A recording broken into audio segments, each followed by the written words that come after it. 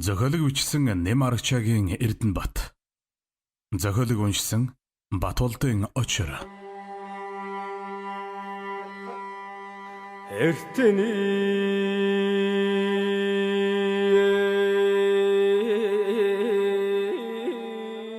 Цагийг сөрсөн хүчтэн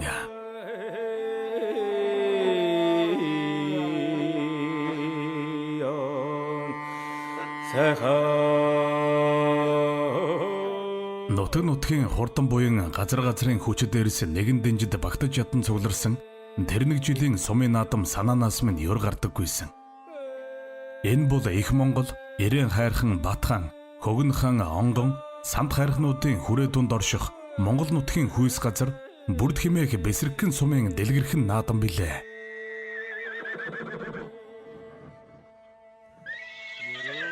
Унаа мордон шивхрүүлж уйсан мордон хөтөлсөөр зүрхүүлэн өврөөс наран шинхийн өмнө мордож онгон хайрхны зүүн суганд саран мандахын ихэнд хүрлээ.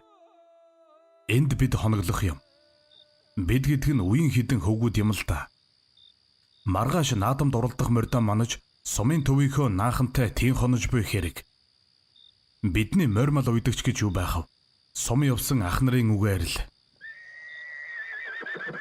За дүүнер толонг 2 цаг идвэл том саарлыг битгий идүүлээрэ.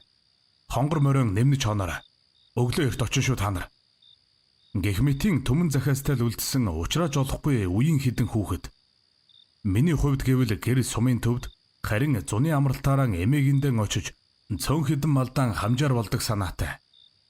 Нэг л мэдхэд зуны богино шөнө зурсхийг шиг л өнгөрч хэрэндэн яарсан би уяа 3 морин хөтөлсөөр өөрийн гэр өдөөгөө зүтгүүлв. Хүүхдэл болсон хойно ээж авдан нэг л их уяач том хүн болж харагдах гиснэх юм болов уу да. Тэн явсаар уяан дээрэн дөрөө мулталж гусуур сойзон эхэл сүртэйгээр бүсэндээ засаж хавчуулаад гэртэн явж орлоо. Тэгсэн гэртэн ороод нүдэндээ итгэхгүй таг хөшөж орхив. Тэнд гэрийн хомрон автамын зэрэгцээд миний л мэдэх тэнгэр мөрлсөн их хүчтэн сууж байхан тэрэ.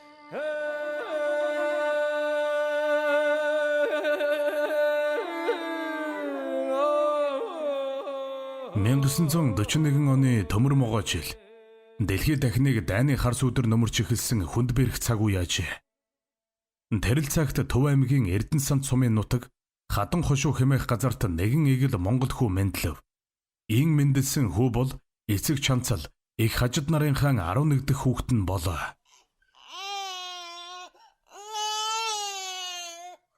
Хүйтний ам наашилж хөхүүрийн ам хэдийнэн цаашилжээ.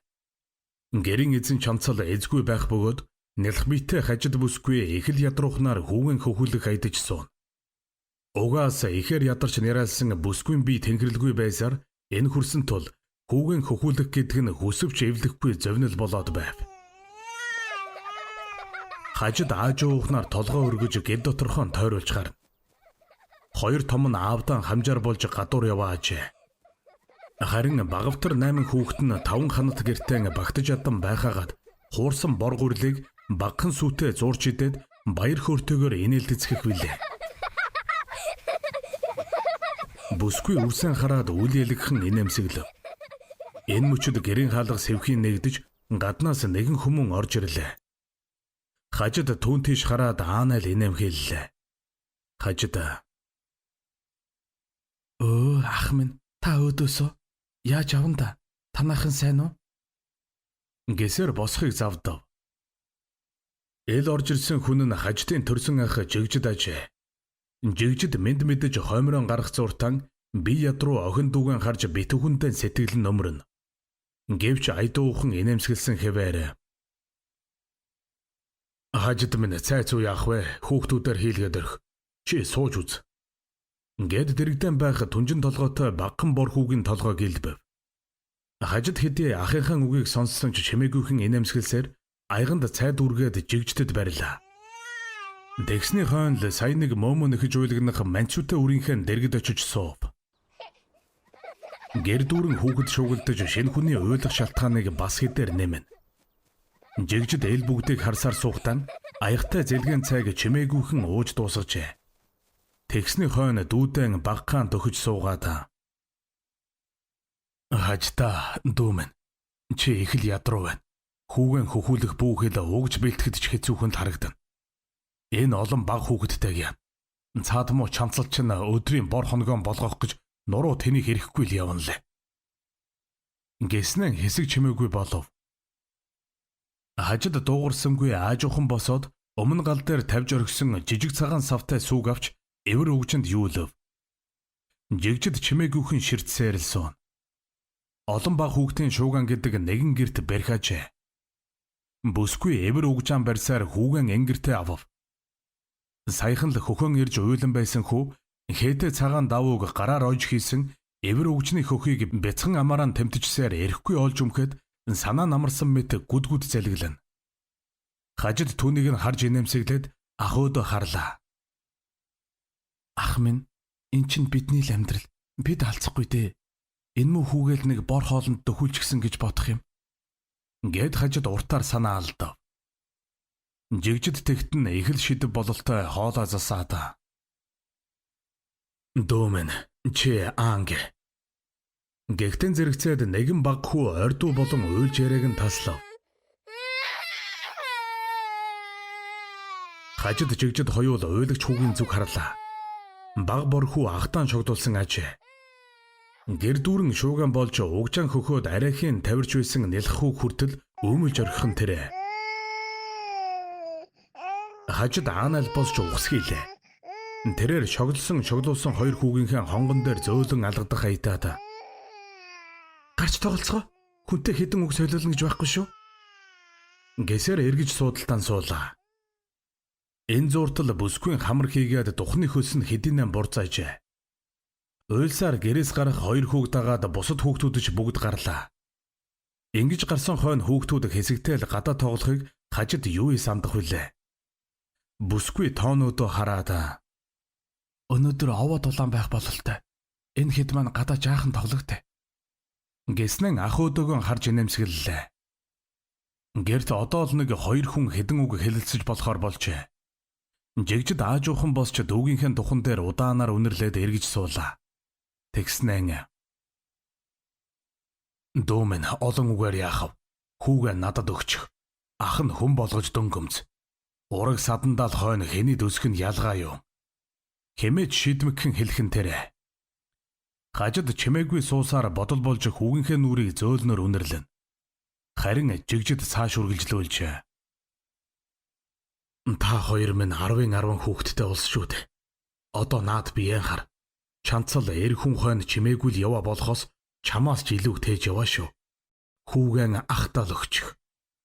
Хэмээн учрлаг гаргахын дундуур айдуухан хэлв. Хажид тэгтэн саял нэг ам нээж. Тэмээ аха. 10-10 хүүхэд өдөө зэрэгт хүрэгчгсэн болохоор ганцыг дөнгөл гэж санах юм. Гэхдээ та ингэж хэлж байгаа бол хүүг минь аваад явтаа. Ядрах цагт морин дөхүүлж байна үсттэй. Гэд нэлх хүүгийнхээ зулайг удаанаар үнэрлэв.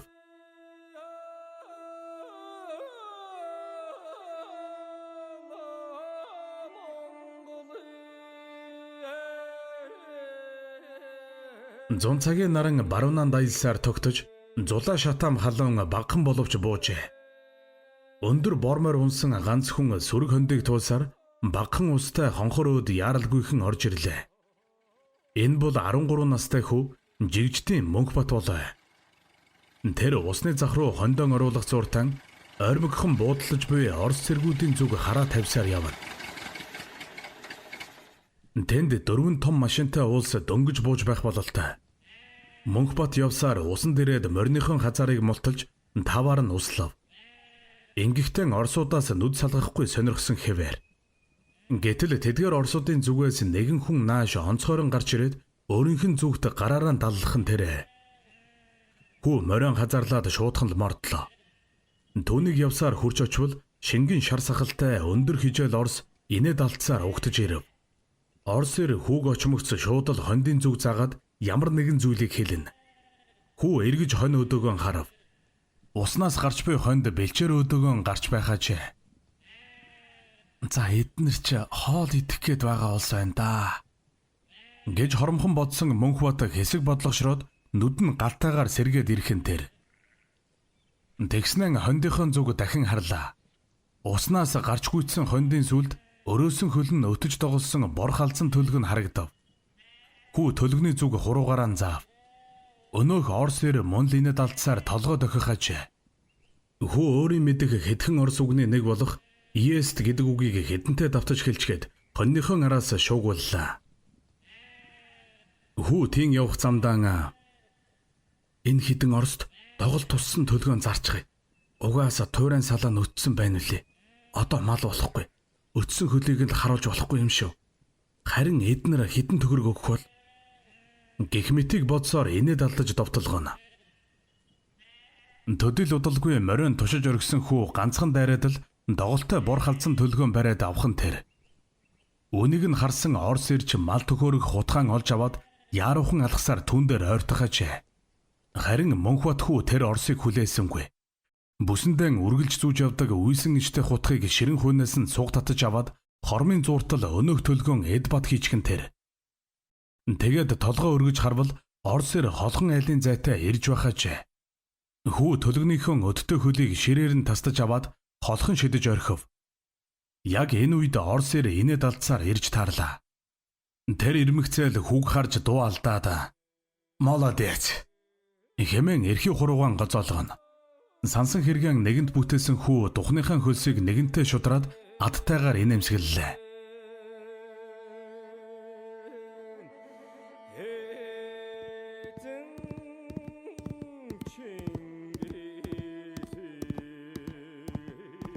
Их гэрийн сүдэрт суугаад сур илдэж алсан жигжид газар дэлдэх морин туурайн чимээнээр толгой өргөж харав. Өмнөтэйгөөс бор мортой хүн уулгалан довтолж улаан тоос хадаасаар ойртох ажээ. Жигжид чимээгүйхэн инээмсэглээд толгой сэгсрэв.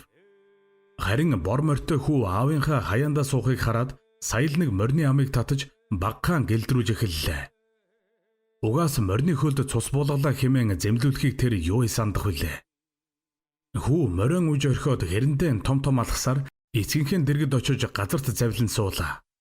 Тэгснэн сүдэрт тавьсан данхтай хүйтэн цэдэмнээс аяганд хийж хэд сайн залгилав. Аваа, их усанд хэдэн орсууд ирсэн байна. Хаас юу хийж явдаг болсон бол доо. Мэдгүй, цэргийн хүмүүс ололтой. Би нэг сайн наймаа хийчихэд л ирлээ. Жигжид сая нэг толгой өргөж хүүрүүгэн харав. Хүү их л маадгар байх бөгөөд өврөөсөө 50 төгрөг гаргаж аавтан өглөө.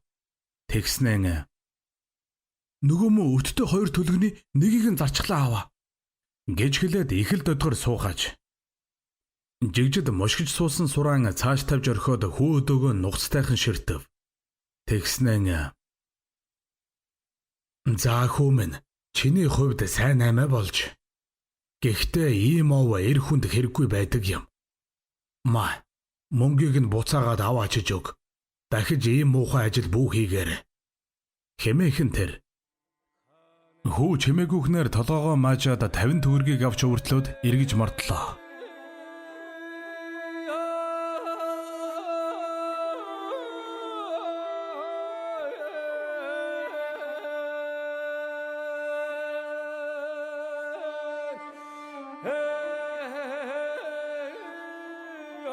Зүлэг ногоон дэнж өнгө засаж амжсан хавар цагийн эхэн ажээ.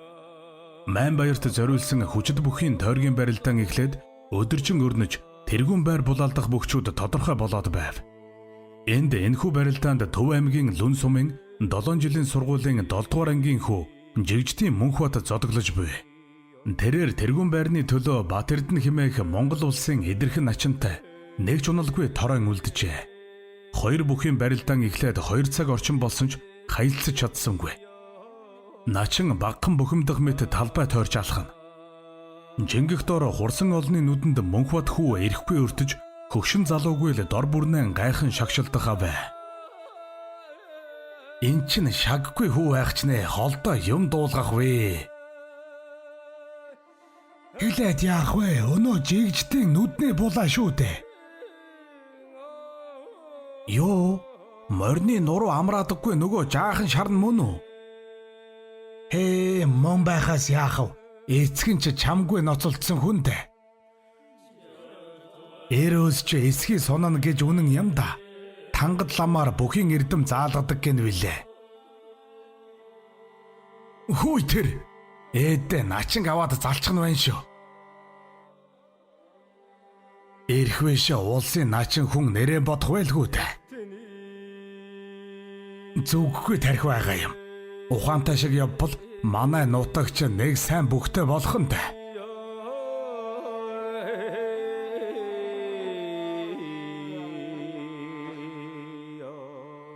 Хурсан олны дунд энэ мэт яриа зайгүй хөврөнө. Харин хоёр бүхийн барилдаан 2 цаг хагас болсон ч шийдэгдсэнгүй. Бат Эрдэнэ начин асарт очиж түрхэн амсгийг зураан элэг бүсээн тайлж харагдана. Дэрэгдэнд байх улс тэгт нь их л гайхаж. Начин та яав? Даваа шийдэггүй байхад элэг бүсээн тайлах чинь. Гэвэл начин за та хүүхэд нохойн доог болж дуусхан шив. Би ч болоё доо. Гэснэн дээлэн өмсөд босоод явчихан тэр. Тэнд байгстаас хэнэнч дуугарсангүй. Үнэнийг чухам яалтай билээ. Ийхүү нутаг олондоо жигждийн нүдний булаа хэмээн нэрлэгдсэн 17 настай зүггүй хүү анхны наадмынхаа төрөг авлаа.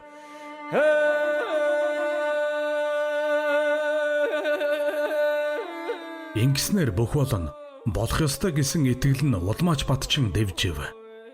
Улаанбаатар хот 1961 он. Монголын үнэн сонин. Орон бүхний пролетар нар нэгдэгтэн гэсэн үрэ сонины тэргүү нүрэнд харагдана.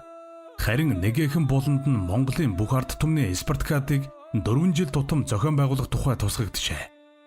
Тэнд үндэсний бүхийн тойргийн барилдаан болох бөгөөд 20 давсан бүхэд начин цол, төрүүлсэн бүхэд арслан цол олгох тухайч зарласан байв. Сонинг уншиж зогссон эдэр 19 настай мөнхбат нөхтөн тойруулж хараад эрдүүхэн энэ амсэглэв. Тэгснэн за энэ барилдаанд соёл нийгэмлэгийн бүх санхүүгийн техникумын мөнхбат арслан болохгүй нь шийдэгдэхэнтэй. Гэж хэлээд Агбиран багтаж чадах мэт шилэн шөргөөлөө. Бүхийн барилдаан шувтрах хаандаан оржээ. Өмнө жил Төв аймгийн Эрдэнэ цамд сумын наадамд зодоглож төрүүлэн сумын зам болсон жигждийн мөнхбат хүү өдгөө улсын цолтой бөхчүүдтэй Ааг омог Арбирыг солилцсоор нэг ч уналгүй 24 даваад байв. Угтаан бол 19 настай сумын зан хүү шуудал улсын начны болцлыг хангаж хаад зогсож байгаа нэн. Засуулынхаа далан мөрийг ганхтал дарж зогссон мөнхбат хүү өрсөлдөгчтөн харж хүзүү шөргөөсөөр хамрынхаа дэд талын арсыг багхан үрчилгэн байх нь хизээний л том цолтон мэт Ааг омгийг үзүүлэх ажээ. Тэр дэвэн дэвсээр гарлаа. Түүний угтуул бүх улсын начин дугар сүрэн ажээ.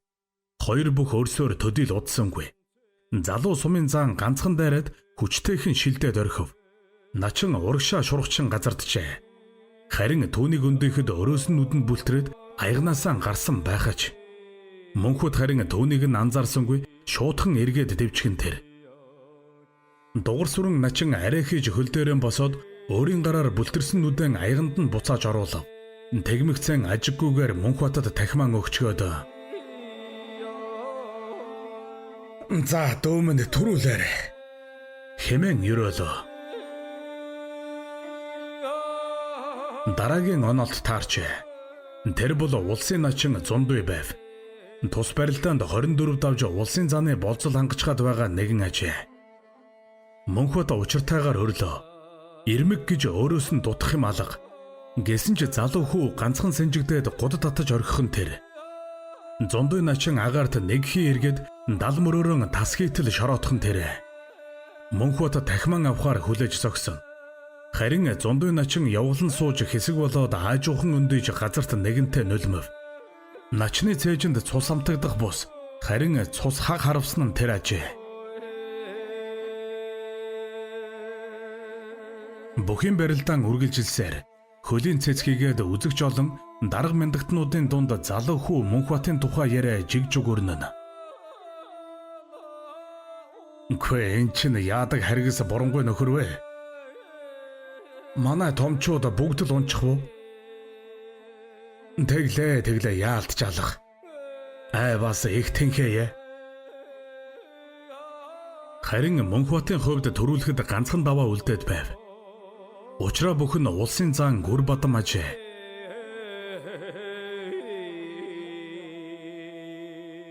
Заан асрын өмнө зогсоод Мөнхбатыг ажиглаж баруун талынхаа шанаа хавьд багахан эмзэглэх мэт зогсоно.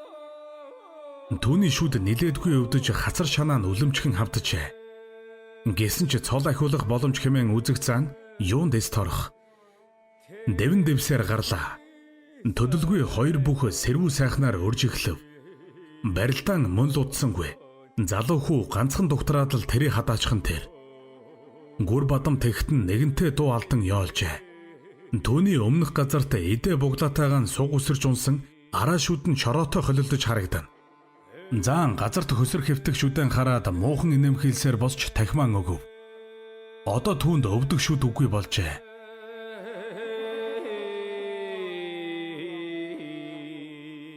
Улсын том цол олгох тойргийн барилдаан инхүү өндөрлөж Төв аймгийн Эрдэнэ санд сумын уугуул 19 настай Жигжтийн Мөнхбат гэх сумын Заан хүү нэг ч уналгүй учраа бүхнээ давснаар 27 даваа авч тэмцээнийг тэргүүлв. Энэ үед тэрээр 20 насыг хүрэхэд хэдхэн сар дутуу байсан бөгөөд үнэн сонинд нийтлэгдсэн зар мэдээ ёсоор бүгд найрамдах Монгол ард улсын арслан цолны болцлыг аль хэдийн хангачсан байв. Гэвч шүүгчдийн шийдвэр залуу хүүгийн бодол болоод өөрсдийн амлалт ёсоор болсонгүй. Харгас зэрлэг барилдсан гих шалтгаанаар арслан биш Заан цолыг олгожээ. Үүнийг нь харсан Мөнхбат нэг их сэтгэлээр унсангүй, харин ч өөрийгөө улмаа хурцлжээ. Арслан цолыг гуйж авах аавын хүү бишээ би. Богд уулын урд нь байна уу, ард нь байна уу ялгаагүй. Тэр цолыг чинь гуйдаад авчих нь хараарай. Хэмээчгээд асрын үүднээс эргэчгэв.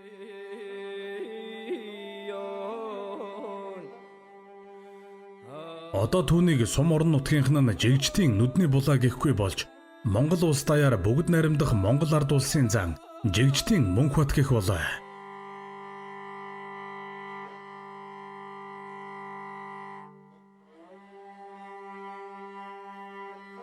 1961 оны 7 сарын 12 Нархур төгшөрсөн ёстол нэг үндэсний их баяр наадмын өдөр тохиов.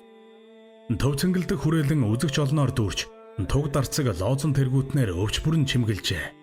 Цэнгэлдэхийн хоймроо бүгд найрамдах Монгол ард улсын төрийн тэргүүн ерөнхий сайд Монгол ардын хувьсгалт намын төв хорооны ерөнхий нарийн бичгийн дарга улс төрийн товчооны гишүүн Юмжаагийн Цэдэн бал бүгд найрамдах Монгол ард улсын ардын их хурлын тэргүүлэгчдийн дарга Жамсрангийн самбуу тэргүүтээ хүндэт зочид суудлан эзэлсэн байх үлээ. Харин улсынхаа баяр наадамд анх удаан зодоглож буй залуу Заан Мөнхбат аль хэдийнэ тав давчгаад бүхийн асрын зах хавьд сууж байхаач. Тэр 6-гийн даваанд хэнийг амлах тухайгаа бодож суун. Гэтэл түүн дээр улсын начин чагдрын дугар сүрэн хурж ирээд хажууханд нь тухлав. Тэрбээр Мөнхбатыг ширтэж хэсэг болсноо. За дөөмөн муу нуухаар сайн илчилгээдэг. Ах нь өнөөдөр 40 нас хүрч ирлээ. Чи бол миний хүүтэй жацуу юм. Муу ахыгаа битгий аваар. Энэ тэгшөд 6 давчихвал цол ахих юм. Гэж шуутхан хэллээ. Залуу Заан дуугарсангүй. Тэр хэсэг инэмхэлж сууснаа дугар сүрэн ширтээд. Ах миньаагтай намлаж бяртай давдаг дэвжээ. Дүүн сая өгөөгүй арслан цолыг авандаа гэж л бодожсон. Харин таны өнөө бүлтэрснүүд гайгүй юу? Гэвчгэн тэр. Хармил начин энэ үгэнд нь багхан эгдүүцэн бололтой суудлаасаа босоод цааш эргэлээ. Тэгснэн эргэж Мөнхбатууд хараад Бэрта болгоно нь давдаг дэнж биш шүү дээ дүүмэн. Ахынхаа хэлснийг бодож үзэн үсттэй. Гэчгээд цааш явж одлоо.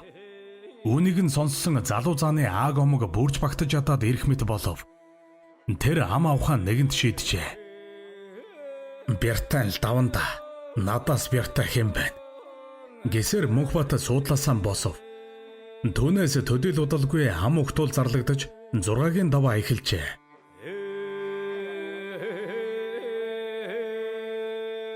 Улсын начин чагдрын дугар сүрэнг залуу Заан Жигжтийн Мөнхбат амлсан нь тодорхой болов.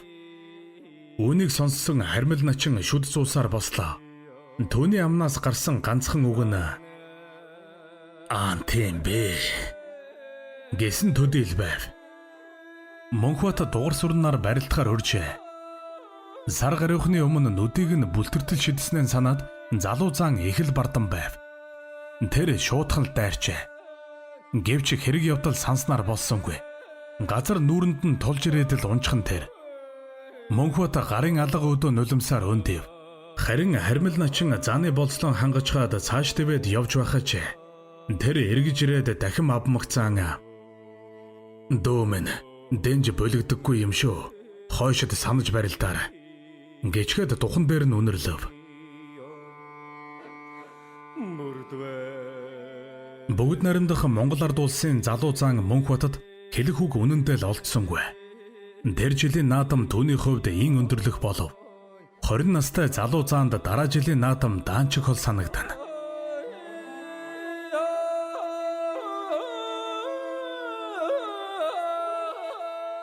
(1962 оны үндэсний их баяр наадам). 4 жилийн наадамд тав даваад шороодсон залуу зан хоёрыг бодох мэт хүн нэг бүрийн даваа унааг ажижсон. Гэвч залуу ирийн ааг омог яахан тийм амар дарагдах вүлээ. Төрийн наадамдаа 3 давчгаад сууж байтал нь Өмнө Говь аймгийн Харьяат нэгэн аймгийн арслан нүднээ нүртжээ. Түүнийг Манлажав гэх бөгөөд 3 давхтан давсан бүх бүрэн хүүхэд өргөж буй мэт сэвхийтэл дэшөргөөд босгоод байх юм гэн. Үүнийг нь харсан Мөнхбат "Үгүй бас надаас бяртай хүн байх юм аа. Үүнийг авчих бол юр яадаг бол. Би арай л бяртай баймаар." хэмээн тунгааж сууна.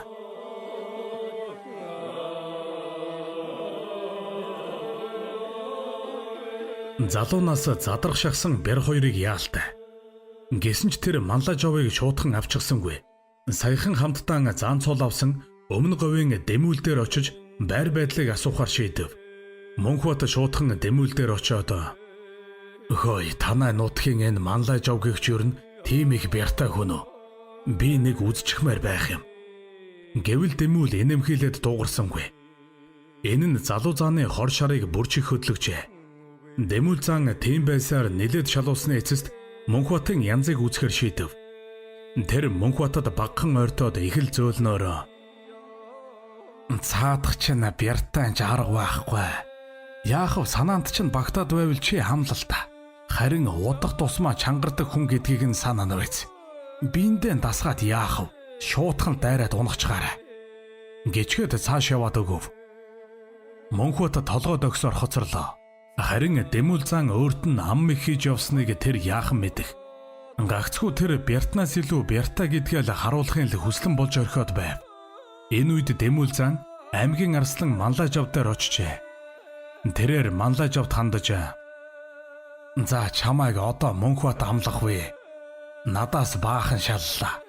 Цаадах чинь шууд л улаан халз дайраад ороод ирэн шүү. Тэр үед нь чи бодолтой л байгаарай." Хэмээснэн дал мөрийг нь зөөлөн алгадаж инээгээд "Юун төлөө нутаг вүлээ? Мөнхбатаас арайхан бяртай гэд харуулчих юмсан" гэвэ.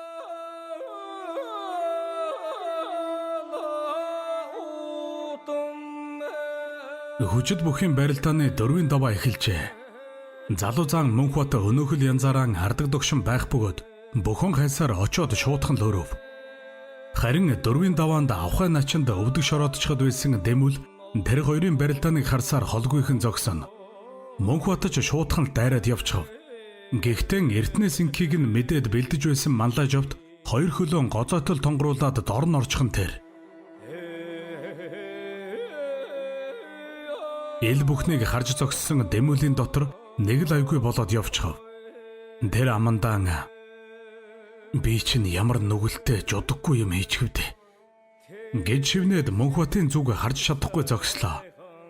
Харин элэг бүсээн тайлсан Мөнхбат түүн дээр ирээд их л янз муутай ширтгэж. Дэмүүл зан дуугарсангүй. Гэтэл Мөнхбат "Муу ойлгохгүй новш" хэмээн шүднийхэн завсраар сэгүүлчгээд цааш явж одов. Дэмүүл тоглоом тоотойг саялныг санах мэт болж гэмжсээр бүхэн асрын зүг урамгүйхэн гэлдэрлээ. Ийхүү эдэр залуу зан Мөнхбат өөрийн болчомгүй зангаас болж их төрийн наадамд хоёронтой өндөрлүүлв. Түүний хувьд наадмыг ин өндөрлүүлэх нь даанчиг эрт санагдах билээ.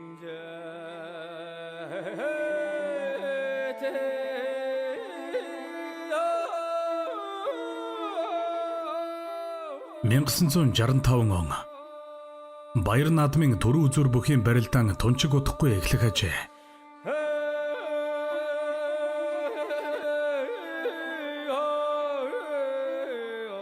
Мөнхийн засвал Лөгдмийн дэргэд бүгд наримдах Монгол ард улсын залуу арслан жигждийн Мөнхбат бодол болж сууна. Тэрээр тэн хэсэг сууснаа төв цэнгэлтгийн зүлэг ногоон дэвжээг алгаараа зөөлөн элбэв. Тэгтэн Лөгдөв засвал Мөнхбатууд хараад "Хөөмэн чи дахиад төрүүлнэ. 2 төрүүлэхэд өгөөгүй авраг цолыг 3 төрүүлэхэд аргагүй өгөх үсттэй" хэмээн их л сэтгэл засах байдлаар хэллээ. Харин Мөнхбат элүүгийг нэг их ажраагүй мэт суух зураан гарын 4 хуруугаан хүр зайдал нийлүүлж бариад зүлэг хөрстэй газар өөд эрхий хуруундаа тултал зоож орхихон тэр. Тэгснэн газрын хөрсийг онг татан эргүүлэх аж. Мөнхбат хэдэнтэй тийм үйлдээд инээмсэглэж "Лөгдөвгөө та миний бярыг хардаа. Өдрөөс өдөртөл нэмэгдээд байх юм" гэж хэнэггүйхэн хэллээ. Үүнийг нь харсан Лөгдөв засвал ихэд сандрах мэт болоод "Хүүхэн болж үз. Хайрын юм. Бяран далд байлах. Хүний хэл ам гэж байдаг шүү" хэмэв. Залуу арслан Мөнхбат ажиггүйхэн инээмсэглэн. Төдөлгүй баруун зүүнний засвалуудаа ханруулсаар үзүр түрүүний 2 хүчтэн гарч ирхэн тэрэ.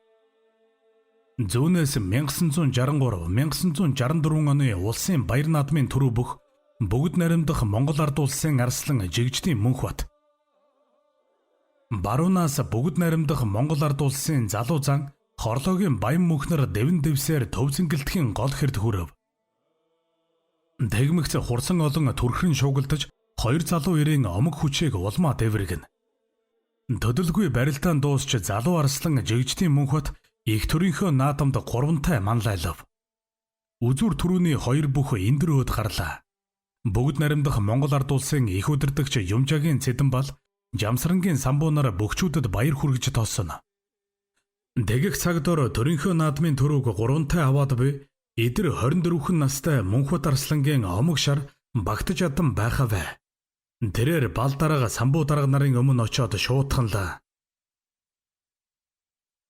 "За дарга нар минь, одоо тэр аврах цолон өгөөд айл. Би энэ эндэр дээр 3 дахь удаагаан та хоёртой уулзаж байна" хэмээчхэн тэр. Түүнийг дагаж гарсан засвал болоод ойр орчмын хүмүүс бүгд л сандралдаж чимээгүй байхыг сануулна. Харин 2 дарга хар цагаан дуугарсангүй баян мөнхтэй гар барилцаад алга ташиж согсон. Мөнхбат энэ удаад шийдсэн мэт байхаач. Тэрээр 2 удирдагчийн өөдөөс нүд цавчилгүй ширтсээр зогсон. Энэ мөчөд бүгд наримдах Монгол ард улсын төрийн дуулал хэдийнэн эгшиглээд ирхэн тэр. Энэ нь наадам хаах дохой билээ. Төрийн дуулал эгшиглэмэгц Мөнхбатаас бусад хүн цэнгэлтхийн төв хэсэг өөд харсаар босч согсон. Харин залуу арслан ганцаараа Цэдэн бол самбуу нарын зүг ширтсээр 2 гарын алгыг дэлгэж зогсон. Самбуу дарга түүнийг харж их л санаа нь зовинсан байртай байх бөгөөд машид аяархнаар "Мөнхбата миний хүү цааш гар. Төрийн дуулал эгшиглэж байна" хэмээн шивнэлээ. Гэвч тэр эргэж харсангүй. Ийм байсаар төрийн дуулал эгшиглэж нэгэнтээ өндөрлөв. Мөнхбатын нүүр шазуулцаж хөмхийгөө тас зуuna. Тэгснэн "За дарга нар минь, 3 төрүүлсэн надад тэр цолон өгөхгүй юм бол эх жилээс би сумын наадам хийсэйдээ. Харин байнд авах даагыг минь хураагаад авчихгүй байхыг бодоорой" гэж хэлчихэд эндрээс шуудхан буугаад яваад өгчгөн тэр. Дарга нар хинхэнэж дуугарсангүй BBC-ийн зүг ширтсээр хоцров. Дөнгөж 24 настай эдэр залуу жигждийн Мөнхбат хэмээх хүчтэн 3 төрүүлсэн түүх ийм бөлгөө. Гэвч эндэр дээр аврах цол олгох зарилгийг бас л уншсангүй. Нэгэнт аврах цол ирэхгүй тул хойтонгийн наадмаас эхлээд суманд зодоглоно хэмээн залуу арслан Мөнхбат эргэлдэхгүй шийдчихэд байлаа. Гэхдээ энэ 3 дахь хоног дээр Төв аймгийн Эрдэнэсанд сумын уугуул жигждийн Мөнхбатад бүгд наримдах Монгол ард улсын аврах цолыг олгох тухай шийдвэр багтаж гарсан юм. Өдгөө энэ домогт хүчтэн манай гэрт автомын зэрэгцээд сууж байна. Түүний хажууд надаас хэддүү болох баг хүү сууж байх нь Мөнхбатын даваа жаргал билээ.